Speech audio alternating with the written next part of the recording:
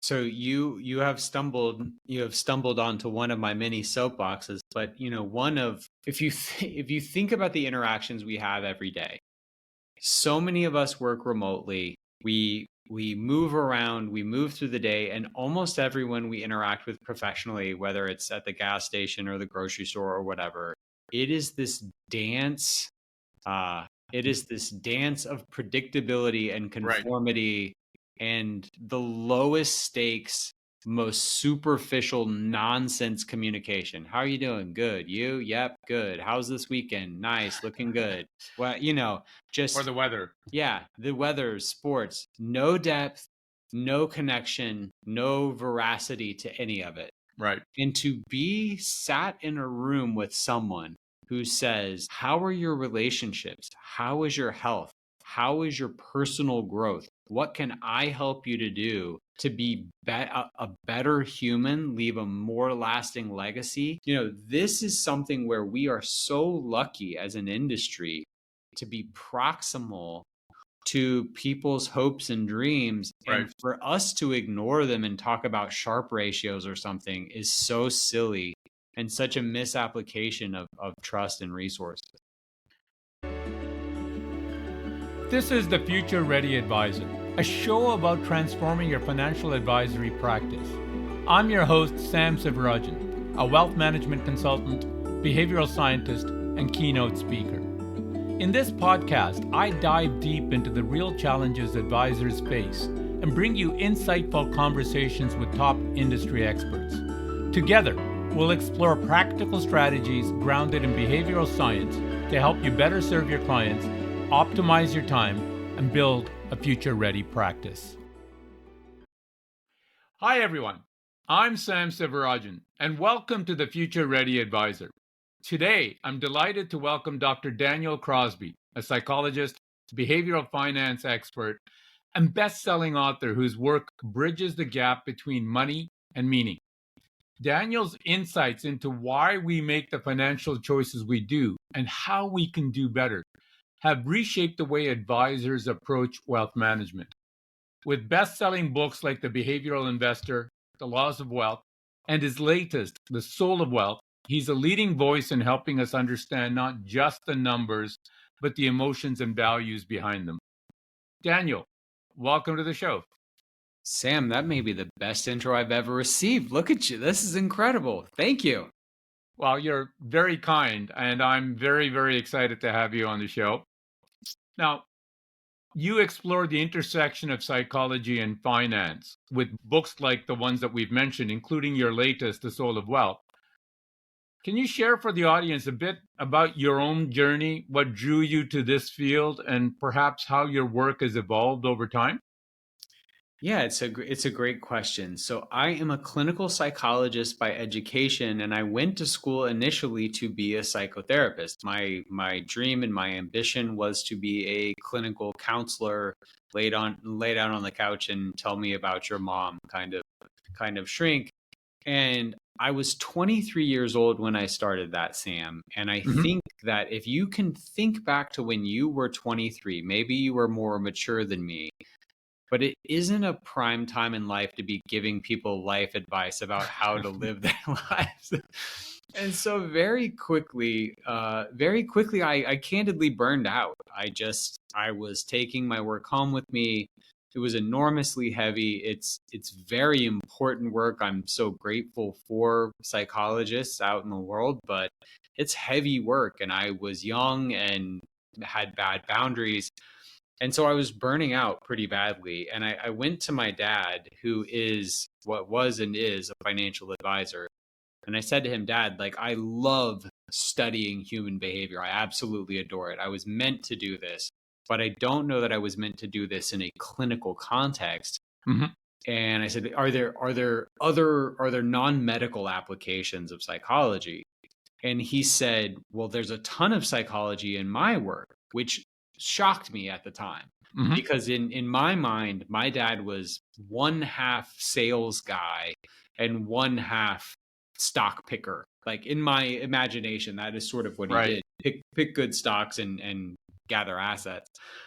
And his comment pointed me down a path. Now, this is whatever, 17 years ago. My dad did not know what behavioral economics was. My dad Right. had never uttered the word behavioral finance as a wirehouse advisor in Alabama, right? But he knew that there was a lot of psychology in the work. And so that comment from him pointed me down this path to discover the Kahnemans, Tversky's, Thaler's, and other bright lights, and to realize that there weren't a lot of people translating between the ivory towers of academia and folks like my dad who were working, in an everyday capacity with real men and women, boots on the ground, people with real lives. And I thought there was an opportunity there to be sort of a translator between folks much smarter than me and then the people doing the work. And so you've not looked back since. So I think that was great advice by your father. And it is funny, right? How the industry and the field has evolved in that time period. As you said, Mm-hmm. I don't know that too many people 15, 20, 25 years ago would have understood the concept of investor psychology or behavioral economics. And now I think it's become part of the toolkit of every, top advisor, is at least to kind of give thought as to, what might be going on behind the scenes for their clients, and how they might be better able to help them manage their emotions and their day-to-day financial decisions. I feel so lucky to have been around during this formative time, because you're right. I mean, I remember pitching my first client. They did end up becoming a client, but I came to them with this whole deck about behavioral economics and how I could help them, revolutionize their business. And they were just like, this is not a thing. We have never Hmm. heard of this. And then I think you'd be very hard pressed to find an advisor who wasn't at least considering and implementing these things in a small way. And then if you think about the future, I mean, people, auspicious groups like McKinsey in their Wealth Management 2030 survey, they say effectively this is where the whole industry is headed. Like Right. that, financial advisors are effectively going to be life coaches that happen to know how to run a financial plan in the future, and that the human part will come first and that the financial part will be deeply secondary. Well, I think you and I, for vested interest, probably that viewpoint of McKinsey resonates. But your latest work, in my view, takes this to the next logical step, and I think it's interesting. Right, we're not going from just what emotions and the human side of it. We're going to I would almost argue, the deeply aspirational side of the human element, right? Where you're talking about the profound connection between money and meaning. And it's a topic that resonates deeply with me. But I'm curious as to what inspired you to explore this particular subject at this particular time, and perhaps how you hope that in writing that book, you hope to reshape the conversation around wealth and financial planning. Yeah. So if you look at the growth of behavioral finance, it has by and large mimicked the growth of psychology more broadly. And if you think about the early days of psychology, you have the Freuds of the world telling you why you're sad or broken or depressed. And in the early days of behavioral finance, you have this cataloging of all the ways we deviate from perfect rationality, Right. which was necessary to achieve a break with traditional economics. And so we had all these things like, oh, you're so silly, you're so stupid, you're so bad with money. And for years, that was the message. That's what behavioral finance was longer and longer lists of how you get it wrong. But if you look at, starting in the mid 90s, it was not until the mid 90s that psychology broadly started to see the work of folks like Martin Seligman, Right. who said, let's study positive psychology. Instead of just studying what makes people sad or depressed, let's study what makes a great leader, what makes a great boss, what makes a happy human. And you see his work and others' work around positive psychology. That's where I think behavioral finance is headed. Yes, we need to keep people out of their own way. That's part of it. That's part of the work of an advisor, is to keep people from tripping over their feet and getting in their own way and making these big behavioral blunders. But once we've secured that, once we've figured that out, how do we help them put together lives of purpose and meaning, which is much harder and much more aspirational? In terms of why now, there were two things. There was a micro happening and a macro happening. The micro happening we can talk about at length if you'd like, but long story short, I thought I was dying and I was not. So I had a moment that I write about in the book where I was very concerned about my health, and it ended up being nothing. But in this moment, I was in a lot of pain and there was a lot of uncertainty. And I, a guy who loves money, loves money, like thinks about it, writes about it, dreams about it, saves it, invests it. I would have given you every single dollar I had for answers to my questions and an assurance that I was going to be okay. So it was the first time in my life where money felt very, very small to me. And it made me want to write about life and not money. The second thing is a macro thing, which is when the US was founded, right? Sorry for my US centrism here. When the US was founded, 85% of the world lived in poverty. 85% of the world was living on what is today $2 or less per day. Shocking. Right. Everyone was poor, effectively. Today, that number is 9%, and it is continuing to fall because capitalism has created a global middle class, and the world has never been richer. And yet you look in the richest places in the world, North America, right? For instance, most people my age and younger say that they're lonely. Yep. The modal number of friends that an American male has is 0. Yep. We are richer than we've ever been, and we are despondent. We are richer than we've ever been, and it is not making us happy. And so at the macro level, I said, look, the world needs some ideas about how to bridge this gap between material abundance and the psychological poverty that we're now experiencing. Look, I couldn't agree with you more. We'll dive into that a bit. I think the point that you made about health, it's I'm glad to hear that it's was nothing serious, but I think it's a journey that many of us can probably relate to. And I think as I get older, it's only now that the wisdom of the saying kind of makes sense to me. It's that in your 20s, we sacrifice our time and our health to chase money. And perhaps it's only in the 50s that you would want to sacrifice your money for health and time. Unfortunately, that equation only works one direction, right? And we don't really understand that until later time. So I think to your point, enough data and enough research shows exactly what you've said. You know, things like Hans Rosling's factfulness, I think, amplifies the view that the world has never been better in terms of material wealth and a lot of the positive data points that we look at. But you can't belie the fact that rates of anxiety, rates of depression, rates of unhappiness are at all-time highs as well. So it sort of answers the question that I think has always been lurking behind most people's mind is, does wealth equals happiness? And there's lots of research out there that, yes, you need wealth to cover some basic living and shelter and food, but it doesn't automatically equate that beyond a certain point that more money is necessarily equal to more wealth. And I think one of the things that you've said in the book that really resonates with me is that money doesn't create values, but amplifies them. I mean, I personally like that. And it reminded me of the Stoic practice of contemplating death, known as memento mori, the idea that, you know, remember that you will die. Now, I know this sounds morbid, but it isn't meant to be. And it's actually meant to be to sharpen your focus on what truly matters to you so that you're living your life for that.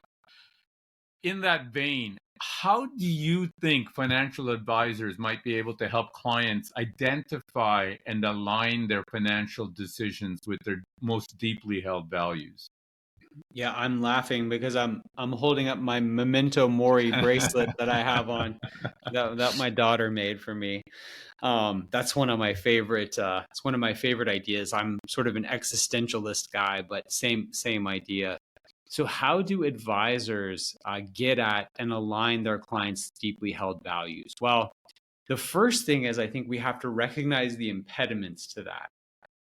When we as an advisory community ask people about their financial goals, it must be plainly said that the responses that we get are usually pretty lame. They're pretty tepid. Pretty trite, right? Yeah, they're pretty trite, and there's a reason why that's the case. Most people just don't really know what they want, and desire tends to be highly mimetic, Mm-hmm. meaning that we're subject to a lot of copycat behavior, and Right. people don't know what it takes to fund a good life. So when you ask if you ask someone whose neighbor just got a lake house what their financial goals are, you're likely to hear a lake house. Right. If you ask someone whose brother-in-law just sold a business for $5 million what their financial goal is, it's to sell their business for $6 million. A lot Right. of time, a lot of times it's compensatory, it's comparative, and it's sort of rooted in nothing. And so it's this basic thing, but I think many of us have heard of this five whys exercise.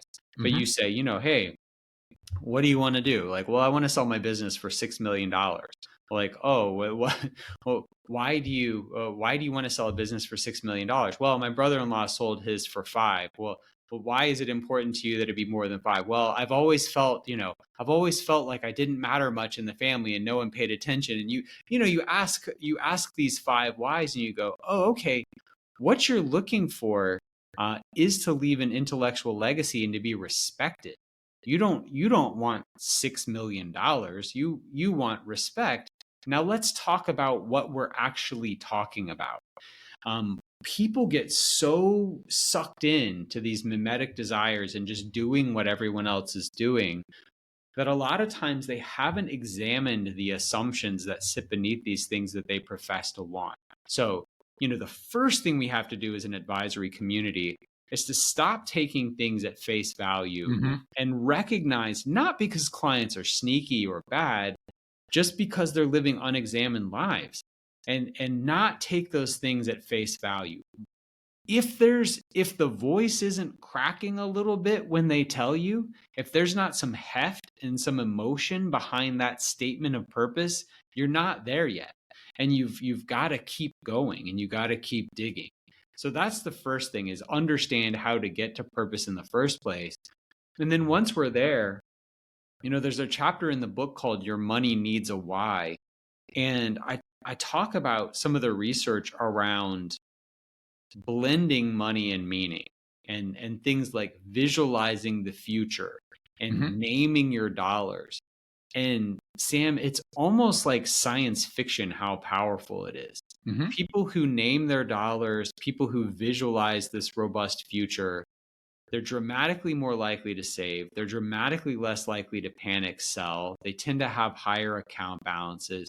Like, so many of us have divorced money from life to the point that our brokerage account just kind of seems like a video game.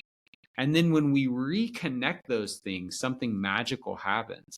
And so that's, I think, the power is doing the hard work to get there, knowing that whatever they told you first is probably wrong.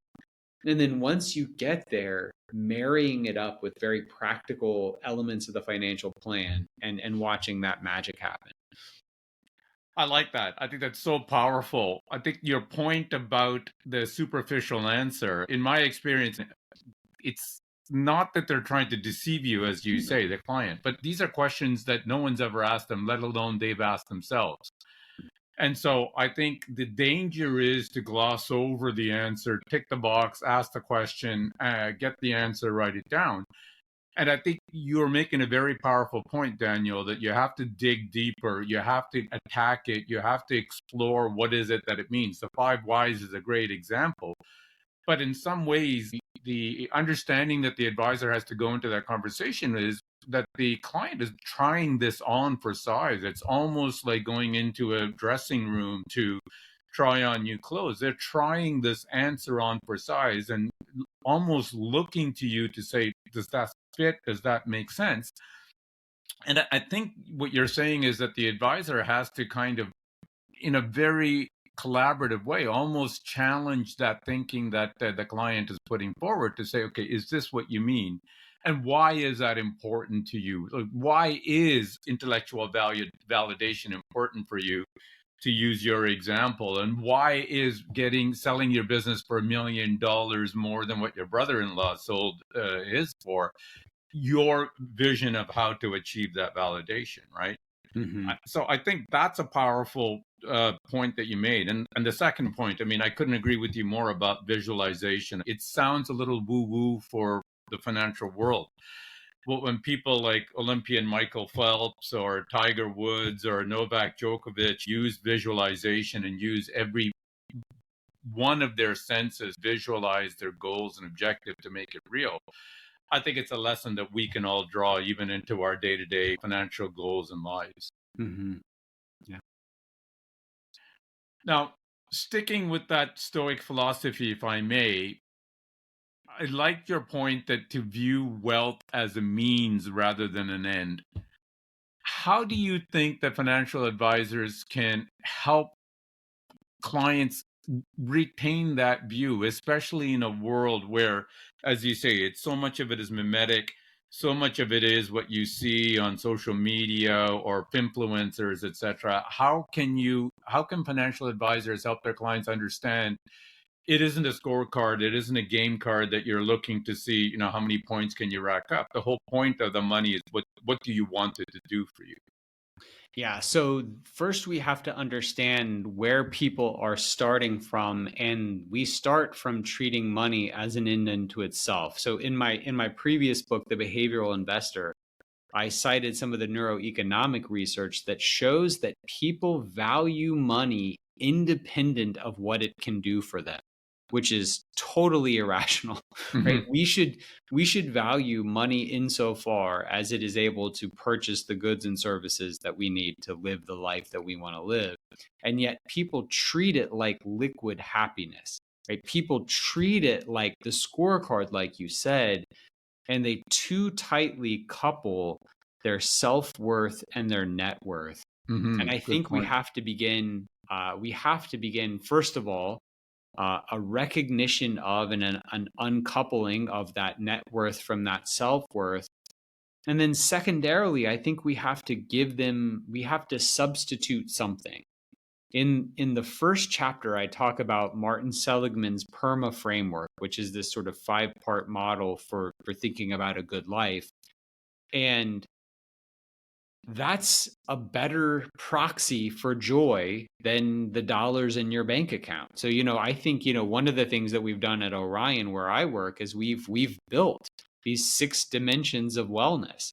And it's things like, how are your relationships? How is your health? How is your personal growth? And we have our advisors measure Hmm. these things and report on them and set goals that are built into the financial plan. So, nature abhors a vacuum. And so we're not going to be able to replace this idea of money as the end all be all thermometer for our happiness and our self worth until we substitute it for something else. So it may not be the PERMA model for you, it may be something else, but we have to give them something else to measure because we are measuring creatures. And if it's not money, it's going to be something. So we have to think about what does a good life look like? What are we measuring? And then try and go get more of that. I really like that, Daniel. I think the point that we are a society of metrics. We evaluate ourselves on different measures, and as you say, if you don't give them a better metric, then they're going to rely on what's available. It's interesting that Orion does that. How are you finding advisors kind of evolving, if you will, to move to those different types of metrics from what they perhaps might have been used to, and their clients in turn? So it must be said candidly that there is always some trepidation among advisors when we roll out something like this. And so just to get into the nitty-gritty of it a little bit, what we do is we have these 6 dimensions, right? I mentioned a few of them Mm-hmm. before, but we give them in a very tech-enabled, beautiful way. We give them to the client and we say, hey, We want you to rank these 6 things. These are the 6 things that tend to predict like a happy, meaningful life. We want you to rank them in the order that they're important to you. And then we want you to drag them, 1 to 10 to tell us how fulfilled you are in this area. Like, how are you Okay. doing? Right? So let's say your relationships are number 1 and your health is number 2. Maybe my relationships are an 8, my health is a 5, whatever. So it gives us a sense, there's an ability to sort of mass customize. And what we're able to do is to calculate the biggest delta between importance and execution. We're looking for places where a value is deeply valued, but poorly executed Right. upon. And so in my example, we go, okay, Daniel, your health is a 5 out of 10. What are we going to do in the new year to get your health, north of 5? And is there a financial element to it? Do you need to hire a personal trainer? Do you need to buy more fruits and veggies? Whatever. We can work that into a financial plan. And what I find is that the advisors are almost universally fearful of this because it's messy. Right. Life is messy. Yep. And they're like, oh God, what happens if, they start talking about stuff that I don't know about, or it gets too touchy-feely. And that almost never happens. And what you find is that the clients feel so heard, they feel so listened to, they love that advisor, and they are so deeply grateful to have married their financial lives with their personal lives. And it's not woo woo. It's not inappropriate or woo to say, hey, let's help you get in shape and give you some money to do it. Like, that's an eminently sensible thing to do. And so I think once you can get advisors to take that first step into the dark, they're sold because their clients love it so much and the feedback is so fantastic and it differentiates you. Right. I don't know the numbers for Canada, but in the US, there's like 350,000 financial advisors. And guess what? As good as you think they are, they can all run a financial plan and they can all balance a portfolio. Right. And that is never going to be the thing that differentiates you. And saying you're your family's CFO or whatever is tired and lame, and everyone does it. And so I think we have to think about things that are truly differentiating and really knit us closely to our clients. And stuff like this is what fits that bill. Oh, I love that. And I think you're so right. And I think it's everything that you talked about, those technical table stakes, I think don't matter, haven't mattered for a while. And certainly in the industry of the future, where we're going towards with AI and everything else, are going to matter less.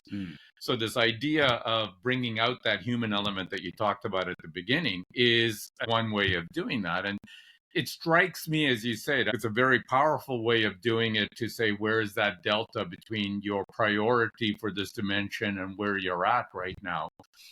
I think the clients are almost looking for permission to talk about this in this context of a rational wealth plan, and an advisor that can engage with them in a behavioral coach type of way, where you're encouraging them to give them permission to think about this as an important element of their plan and concrete ways to move forward. To your point, I think you're going to create a trusted client that is going to value your relationship even more. So you have stumbled onto one of my many soapboxes, but if you think about the interactions we have every day, so many of us work remotely. We move around, we move through the day, and almost everyone we interact with professionally, whether it's at the gas station or the grocery store or whatever, it is this dance. It is this dance of predictability and conformity, and the lowest stakes, most superficial nonsense communication. How are you doing? Good. You? Yep. Good. How's this weekend? Nice. Looking good. Well, just Or the weather. Yeah, the weather, sports, no depth, no connection, no veracity to any of it. Right. And to be sat in a room with someone who says, how are your relationships? How is your health? How is your personal growth? What can I help you to do to be a better human, leave a more lasting legacy 6 months hence when we talk next? What can I help you do to get there? That is like a breath of fresh air, the likes of which nobody asks you about that. Your dentist's not talking to you about that. Your accountant's not going to talk to you about that. This is something where we are so lucky as an industry to be proximal to people's hopes and dreams. Right. And for us to ignore them and talk about Sharpe ratios or something is so silly and such a misapplication of trust and resources. Look, what you were saying reminded me of the saying by Maya Angelou, that long after people forget what you've said is how you made them feel, right? And I think that's exactly what you're talking about. You don't even have to get the words right. It doesn't have to be a soliloquy or anything else. It is just a genuine, authentic care for your client and wanting to help them get to that next stage of their purpose and happiness. I think if you can do that and engage in that conversation, I've always said it's asking the question, not necessarily with the objective of finding an answer, because there might not be an answer. But the very fact that you've asked a question and genuinely want to hear the answer, I think can make all the difference in how that client perceives you. I want to say amen to something you just said there, because I think one of the concerns that I get from advisors sometimes is, well, what do I say? What do I say here? And almost like, is there a script for this? And Right. how do I introduce this? And people have a sixth sense for authenticity. If you are stumbling and fumbling your way through a true desire to help them and a true desire to help them grow, it honestly does not matter what you say. It will shine through. And if you don't give a rip about how they are, there's That will nothing you also can shine say. through. There's nothing you can say. Like, if that will be transparent as well. So it's much more about getting, the motivation right than it is getting the words right. Now, Daniel, I think you'll agree with this statement, but I won't put words in your mouth. Our perspective on money, I think, often evolves with our life experiences as we get older. I know for sure mine has. How has your own view of money changed over time? And what insights do you think that younger listeners, younger advisors might be able to take from your journey? So it's interesting. I at least partially agree with it. So my take on money has evolved over time, but I don't know that there's anything anyone should take from it. So what do I mean by that? Um, Money has become less important to me with age, but that's also because I have a lot more money. And I Right. think this is something we run into. There's a survivorship bias, Yeah. and there's sort of a rich folks bias to, we're taking advice from billionaires who are telling us to follow our dreams and live our passions. And it's like, well, yeah, Easy for you to say, yeah, right? easy for you to say. If I had $200 billion, I would also follow my dreams, Right. but I don't. So I'm going to go pay my mortgage. So yeah, I mean, definitely, my own journey with money has been to value it less, to value relationships more, to value intellectual contribution more, and legacy more. And all of that is good, and it sounds lofty, but I also think that we as an industry of largely well-to-do folks. I mean, finance is an industry that pays its people well by and Mm-hmm. large. Mm-hmm. And so I do think that there's a danger that we can become sort of divorced from the people that we're trying to serve.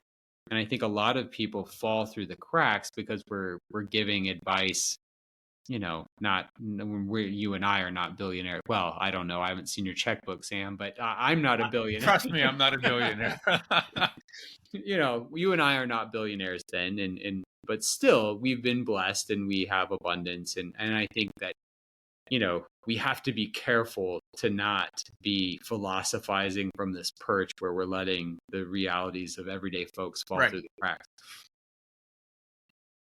No, look, I think that's a valid point. And we live in a time where, yes, there's abundance, but we live in a time where I think, there are many, many people that are struggling to get by. And I think that that is the reality of it. And this is not an attempt to gloss over it. The idea or trying to make the point that money is not important, I mean, that's just not going to fly. Obviously, we need money to buy food, to get shelter. I think perhaps I can speak for myself, and I'm certainly not a billionaire, but I think my relationship with money has evolved in much the same way as yours has, and for the same reasons. Okay, I have more of it than I did when I was in my 20s. Perhaps it's easy to say this in the rear view mirror, but I think my relationship with money has changed as well. I don't value it in the same way or put a priority on it in the same way that perhaps I might have done in the 20s, or that using it as a scorecard as I might have done in the 20s, etc. And I Mhm. fully admit that it's sort of easier to say that when you're not worried about having a roof over your head. But I do think that part of where you are in today's world is I think that there's this tendency to focus on materialism because of what social media and others kind of influence us through this mimetic behavior. And I think that's where I dare say where an advisor can play a role to help a client understand what is their true motivations for wanting more or doing whatever that they want to do. As you say, are you really looking to maximize the value of the business that you sell because you think it's worth that much or you have plans for that money? Or is it simply to be able to brag at the next cocktail party? I think having that kind of a conversation and trying to get that kind of a motivation from a client is a real value that an advisor can provide. Yeah, I think you're absolutely right. I think not enough advisors have embraced that value. And it gets so easy in North America where being wealthy, working hard are entirely consistent with, everything that's just in the water culturally. Nobody's ever going to give you a hard time. And I think that a lot of people, if you even said, well, why do you work so hard? Why do you care so much about making money? You would go, oh, well, I want my kids to have the things that I never had. Right. And that's sort of lofty sounding BS sometimes. And really, really what your kids want is Yes. your time. Yes. They want, they want they want you or your presence, but it sounds so compelling and Right. it sounds And so. altruistic, right? That you're Yeah. doing it for the right reasons. Yeah, it sounds self-sacrificial, it sounds altruistic, but you go, look, your kid maybe doesn't need a fifth trip to Europe. They may need more time with you. And maybe you're a little more ego driven than you'd like to say. And what this really is you avoiding the rigors of home life, or you avoiding XYZ thing, Right. or you wanting to be a big deal in the corporate world and getting your back scratched that way and framing it in altruistic terms. So because our culture adores money at the level that it does, and because it rewards hard work the way that it does, and consumerism, you're never going to get a hard time effectively for saying, I want to work harder, I want to make more. That is deeply resonant with everything that the West values. And so Hmm. somebody's got to call you on that nonsense at some point. And that's a tough gig for an advisor, but I think it improves clients' lives. Yeah, because the danger is that the clients are fooling themselves, and Yeah. it's only on their deathbed that they sort of realize that they have that aha moment where they say can be honest with themselves to say, well, that isn't really what I wanted. I wasn't doing it for those reasons, but unfortunately now it's too late, right? Well, we talked about memento mori earlier. I cite research from Bronnie Ware, this palliative care Yeah. nurse in Australia, and she interviewed hundreds of people who were dying. And work and money only comes up in one capacity, and it's, I wish I had not cared so much and worked so hard. I wish, like, when death brings life into the, what matters in life into sharpest relief, the only thing we think about work is, I wish I had done less of it. And Correct. we would be wise to learn from those people who've gone before us there. Yeah, exactly. And it's a great book, and it's lessons for us to learn before it's too late, right? Mhm.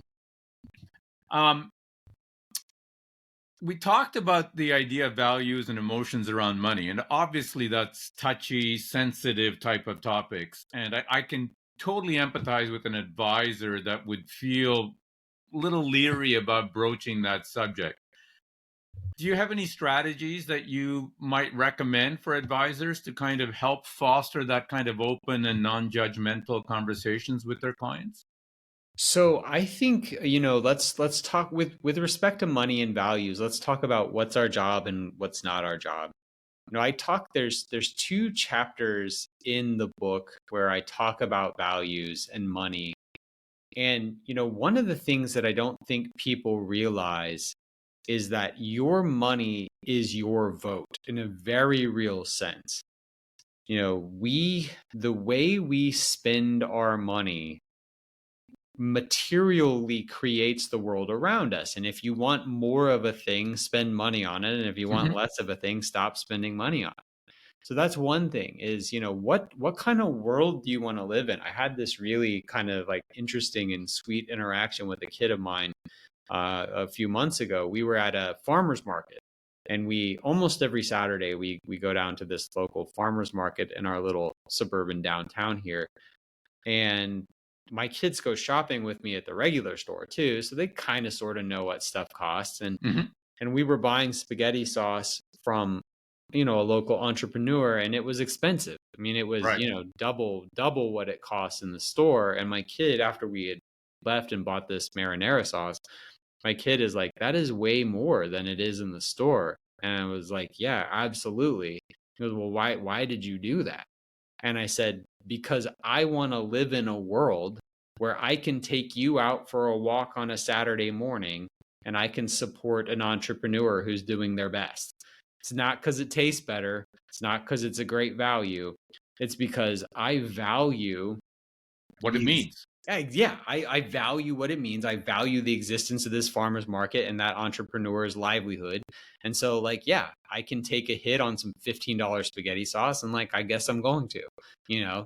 So because I want to create that world. So I think we need to educate our clients about that.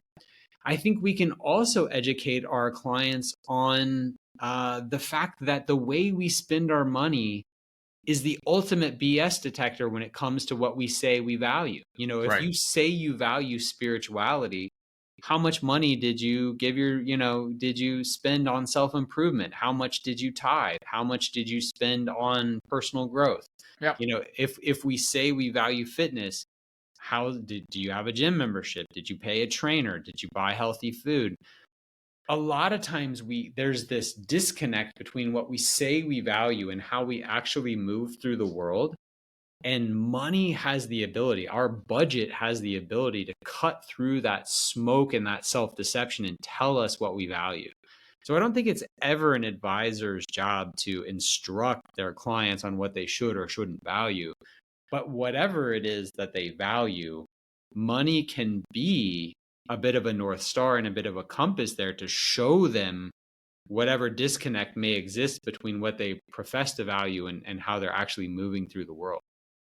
I love that, Daniel. I Mhm. and I couldn't agree with you more. I think you're right. This is not about being judgmental, but it's about being a mirror to some extent to your client to say, okay, this is what you say that you value, but this is what you're doing. Is that consistent? Yeah. And again, because all of us are human and we get caught up in our own kind of perspective or the stories that we tell ourselves, and we need a trusted advisor, family member, friend to be able to tell us that you may not be aware of this, but this is your intention and this is your action. Did you intend for there to be this gap between the Mhm. two or not? Right. And I love the story of you teaching your son. Not only are you teaching him the value of money, but also values per se, so that they grow up with both, so that when they get into the world, that they're able to marry the two in a hopefully in a more coherent way. You've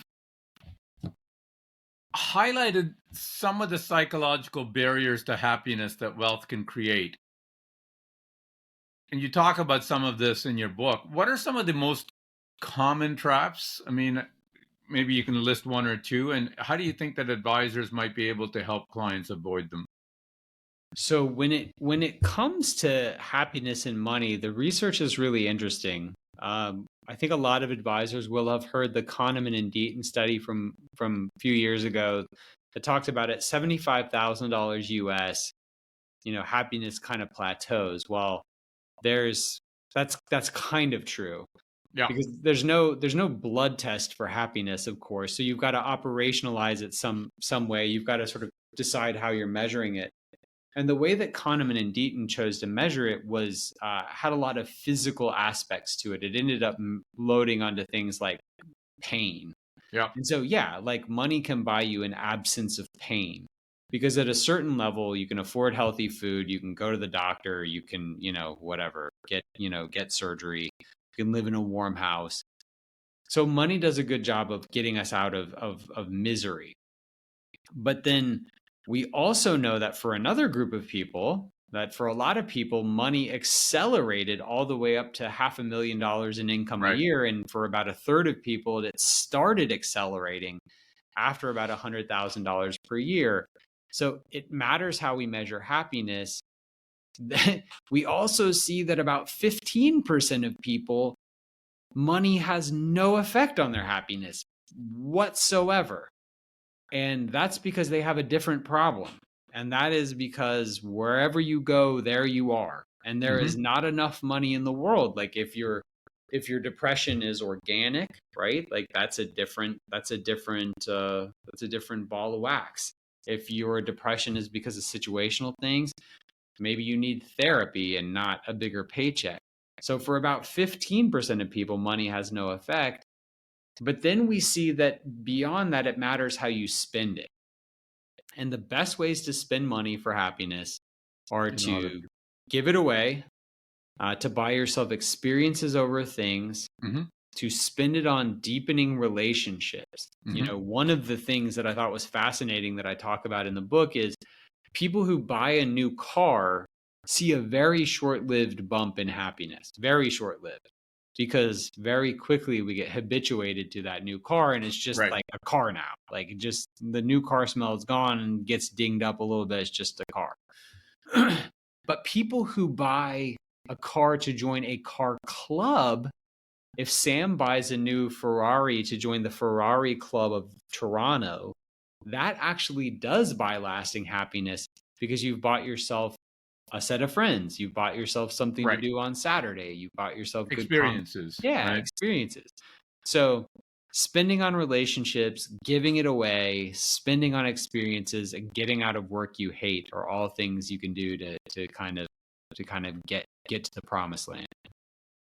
Yeah, I like that. And you made a very important point in my view. We started off talking about the evolution of psychology from being this negative pain associated thing. And it was Seligman and his colleagues that brought in this idea of positive psychology, that happiness is something more than the absence of pain. It is something positive that we strive for. In my mind, I think that's a very important thing to keep in mind for advisors, that for most of our clients, they're past that absence of pain threshold, if you will, and that it's really they're trying to figure out how they move into that positive half of that equation, if you will. And I think the things that you talked about, like experiences, relationships, are what's going to help most of them get there. And I think that's what an advisor can do to help remind their clients that that may be the ticket. Sure. Daniel, this has been a phenomenal discussion, very near and dear to my heart. So I want to ask you a few final rapid fire questions that I ask all of my guests. So if you're ready, professionally, what is the most important lesson you've learned over the years?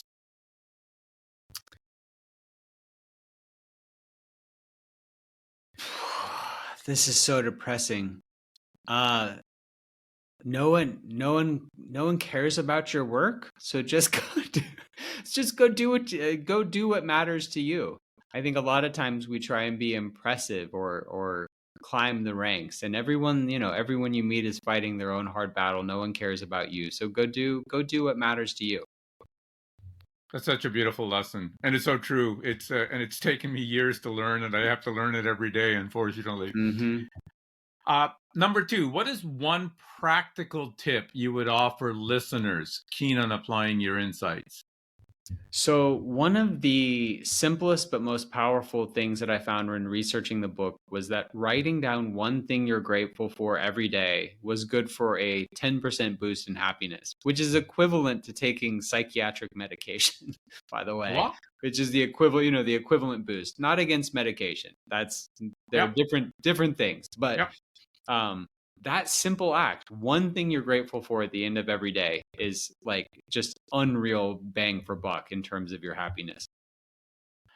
I think that's so powerful. I got into this habit on my wife's encouragement maybe about 10 years ago. It's interesting how profound that can be. Like there's lots of things that most of us have to be grateful for, but Mhm.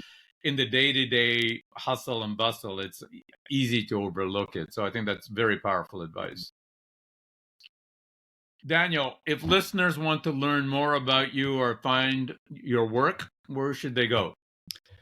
Go buy The Soul of Wealth and read it and love it. That's number It's a one. great book. Thank you. I love it. I have a podcast called Standard Deviations, which I'd love for you to listen to. And then I am on Twitter at Daniel Crosby and on LinkedIn, Daniel Crosby, PhD.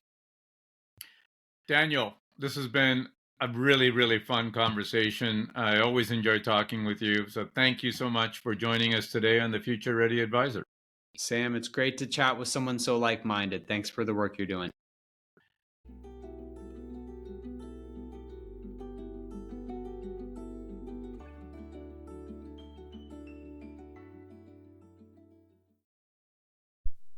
In this episode of the Future Ready Advisor, I spoke with Dr. Daniel Crosby, a psychologist, behavioral finance expert, and a best-selling author.